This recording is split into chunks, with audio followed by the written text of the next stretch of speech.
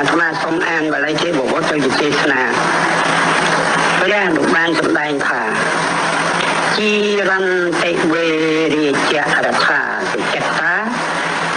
អថោសរិរំពេចរង្ឧបេតេអានឹងគេថាដែរ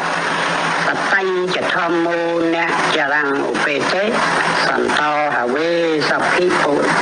សភិពវេចយន្តិប្រែថាជីរន្តិវេរិយរដ្ឋាសុចិត្តតា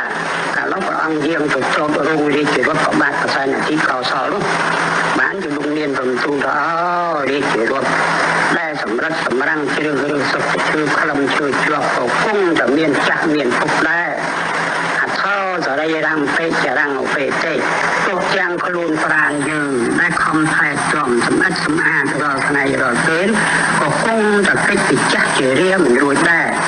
សតញ្ចធម្មោនៈចរង្ឧបេតេដែលមិនចេះចាស់សោះនោះគឺធម៌របស់សពបុរសសុចរិតធម៌ដែលគេកាន់ត្រូវកាន់ល្អនេះមិនចេះចាស់ទេសតញ្ញសន្តោហវេសភិអវេចយន្តិព្រោះឯនោះឯងបានជាអ្នកដែលគេយល់ការពិតគេខ្សែពុកពីរៀនគេកាន់ធម៌របស់សពបុរសហេតុអីក៏គេកាន់ធម៌នោះមិនចេះចាស់កាន់កាលណាថ្មីចេះកាលនោះ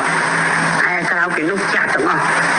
ចង់សម្រិតសម្រាំងគ្រឿងដៃគ្រឿងស្ពាន់គ្រឿងឈើមិនកំពុងតែមានចាស់តែមិនថែទាំយូរទៅជ្រេះចាប់យូរទៅពុកបាត់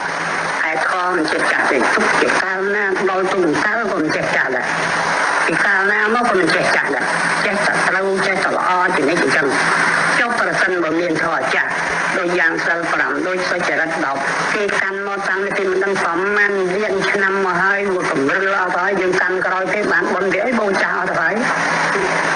ក៏កាន់ធម៌ចាស់ប៉ុន្តែមានបរិយលោកហៅថាបុរាណកធម៌ជួនកាលលោកហៅសំណន្តនធម៌ប្រែថាធម៌របស់បណ្ឌិតអ្នកប្រាជ្ញដែលគេទុកប្រកបពីព្រេងងាយមក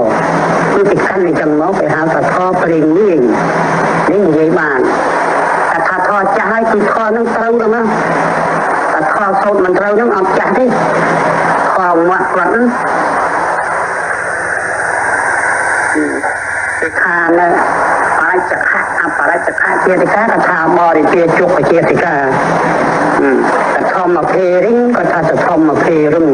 វិនយញ្ចកាយ៉ាងក៏ថាវិនយញ្ចកាយ៉ាងសពបញ្ញពន្ធទាំងក៏ថាសពបញ្ញពន្ធទាំងដែរដល់អភិធម្មចាំហ្នឹងក៏ថាអភិធម្មមុចចាំហ្នឹងគឺว่าទៅមកពីអីនោះវិញទៅថាចេះវិញទេក៏ថាអត់ជឿទេលោកឥឡូវខ្ញុំចេះជាងលោកដើមគាត់និយាយលោកតែកាលល្ងង